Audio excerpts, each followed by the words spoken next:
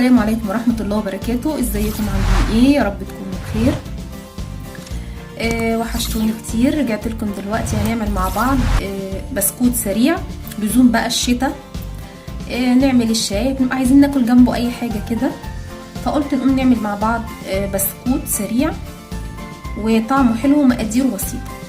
هنعمل مع بعض حوالي كيلو دقيق هنعمله بسكوت. تمام. طبعا انا نخلاه وسايباه على جنب. المقادير بتاعتنا هتبقى كوبايه ونص سكر، كوبايه ونص سمنه على زيت. انا عايزه تحطي سمنه بس حطي. انا حاطه دلوقتي كوبايه سمنه ونص زيت. تمام. والسمنه تكون يعني بدرجه حراره الغرفه، يعني ما تكونش سايحه ولا تكون ماسكه في بعضها قوي يعني. وهنحط عليها بيضايه واحده، ممكن تستغني عنها خالص لو مش عايزاها، مش الناس اللي ما بتحبش البسكوت بالبيض. تمام، ممكن نستغنى عنها خالص. وكوبايه لبن، ما عندكيش لبن وعايزه تعملي ببرتقان يبقى كوبايه برتقان. وهنحط على الكيلو كيس بودر، وهنحط فانيليا وذره الملح. طبعا انا جايبه الكاكاو ده عشان لو عايزه تقسمي العجينه وتحطي على نصها كاكاو. خلاص، دلوقتي هنعمل ايه؟ هنحط المكونات الاول على بعضها، هنضربها بالمضرب الاول. هنحط السكر كوبايه ونص، هنحط عليها السمنه الزيت. تمام.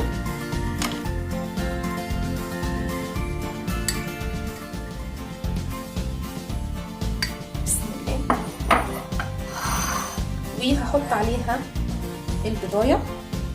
وصفه سهله خالص، هنحطه كله على بعضه، يعني مفيش اسهل من كده. واللبن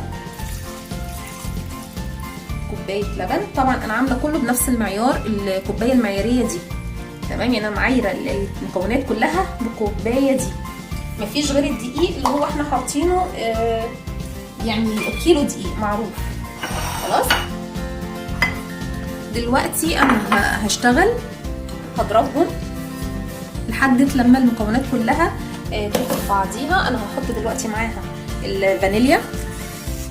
بسم الله.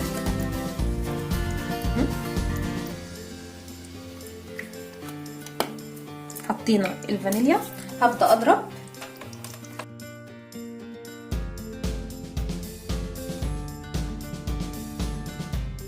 عشان ما اطولش عليكم انا هضرب المكونات كلها وهرجع لكم تاني. رجعت لكم بعد ما ضربتهم، هو بقى بالشكل ده. ضربتهم لحد ما كله دخل في بعضه. تمام. دلوقتي انا هجيب الدقيق اهو، هحط عليه ذرة الملح كده، كيس البودر. هو على كل كيلو دقيق كيس بودر، عشان لو انت عايزه تكتري الكميه. حلو. اقلب كده. طبعا البسكوت ما بنعجنوش، احنا عايزين ندخل المقدار كله في بعضه. انا بس هجيب حاجه اوسع شويه وهرجع له. اهو انا حطيت الدقيق هنا في حاجه واسعه شويه عشان ناخد راحتنا. هحط بقى المكونات السايله كلها اللي انا ضربتها، البيض مع السمنه.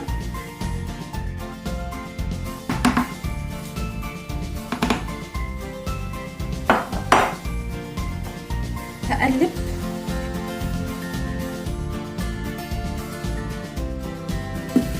هخلي كله يمسك في بعضه.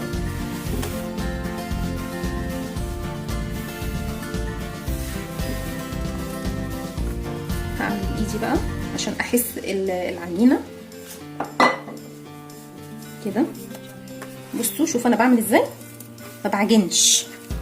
بصوا، ما تعجنيش، ده ما بيتعجنش. طراطيف صوابعك كده، لمي.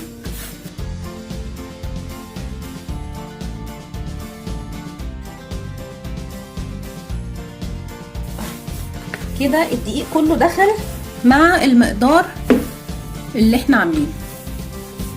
خلاص بصوا هي كده اهي، عشان ايدي بس دي ايه، بصوا اهي ما بتلزقش. تمام. انا هقسمها عشان هعمل نصها بالكاكاو، بس هلمها كده بس على بعضها عشان اخد ايه النص بالظبط. عايزه نص كاكاو وهسيب النص ده فانيليا، ولا هنحتاج مكنه ولا حاجه، هعملها لكم هنقطعها بايدينا عادي علشان اللي ما عندهاش مكنه. تمام. انا هاخد نصها كده وهسيب النص التاني ده كده فانيليا زي ما هو. ده في الطبق اللي كان فيه المواد السايله، عشان انا هزود كاكاو فسايبه فيها ان هي مبلوله عادي، يعني مطرح المواد اللي هي السايله بتاعتها، عشان هزود الكاكاو. طبعا انا هنا حاطه 3 معالق كاكاو، فانا هحط كده لحد لما الاقي اللون اللي انا عايزاه. ولو لقيت العجينه نشفت منك شويه ممكن نحط لها معلقتين لبن. هتعوز تاني اهو، انا هحط لها 3 معالق، ولو عوزت سوايل هحط لها معلقتين لبن. هعجنها وهقول لكم لو ان انا حطيت لها حاجه هقول لكم وارجع لكم تاني. رجعت لكم بعد ما عجنتهم وخلاص اهو. هنشكلهم بقى مع بعض.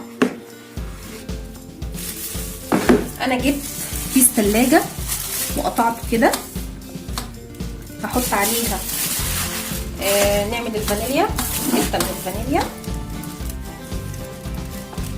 كده، كوره كده صغيره اهي، وهحط عليها كيسه تانية وهفرد وهوريكم السمك اللي انا عايزاه ايه. هبعد كده شويه عشان تشوفوا. بسم الله كده.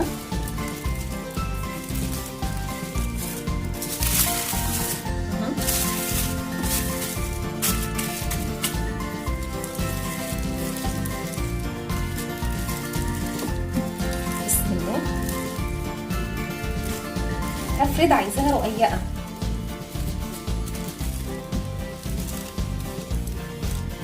يعني يبقى سمك سنتي كده كده.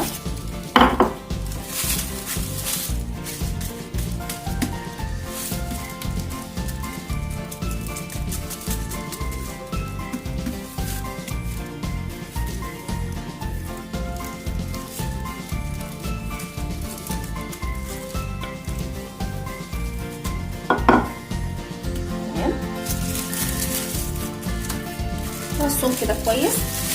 هنعمل ايه بالشوكه؟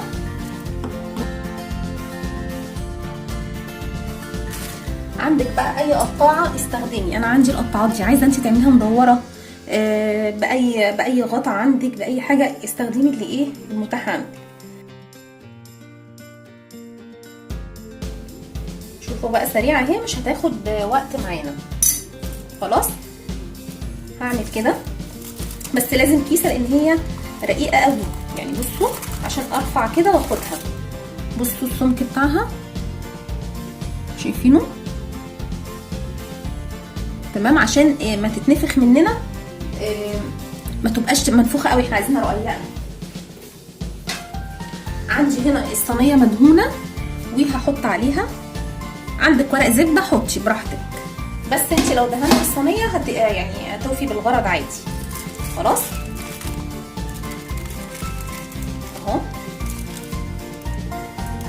انا هشيلها وهرصهم وهرجع لكم تاني.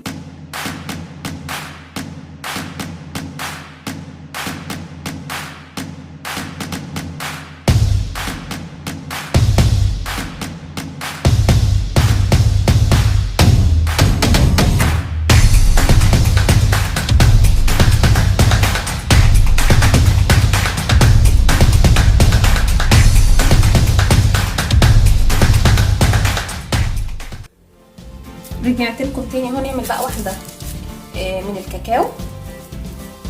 بصوا عجينه البسكوت بتبقى مفروله يعني، ما بتبقاش زي العجين العادي.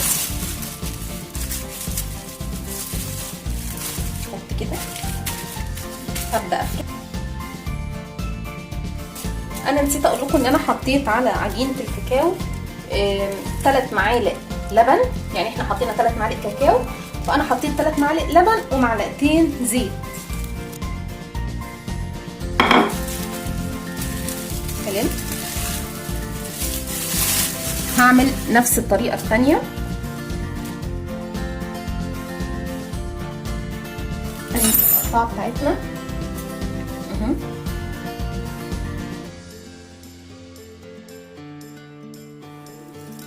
خلاص. هقول لكم بقى ايه، انا هشيل كده وسبت مكان فاضي في الصينيه اللي انا حاطه فيها الفانيليا عشان احط معاها. حاولي لما تحطي الفانيليا حطي معاها من بتاع الكاكاو. ليه بقى؟ لان انت لما هتلاقي ده استوى هيبان عليه وهيديكي اللون الذهبي اللي انت عايزاه، انما البني مش هتبقي شايفاه، فخاف الفرن يخونك وايه ويتلسع منك. فانت حاولي لما تحطي ده حطي كميه من ده على كميه من ده في الصينيه، بحيث انك انت لو ده استوى يبقى ده استوى خلاص. تمام. انا بقى هشيل ده كله، هعمل الكميه بتاعتي وهدخلها الفرن. طبعا انا هدخل الفرن يعني على طول، الصينيه اللي تخلص هدخلها لان البسكوت مش بيحتاج تخمير. هدخلها الفرن وهرجع لكم تاني بعد ما اطلعها من الفرن.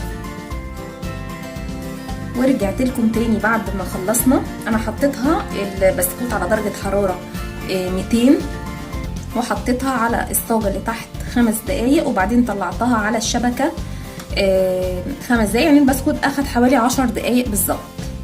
تمام. وكل واحده طبعا عارفه الفرن بتاعها يعني نظامه ايه. فانا البسكوت بتاعي طلع اهو بالمنظر ده.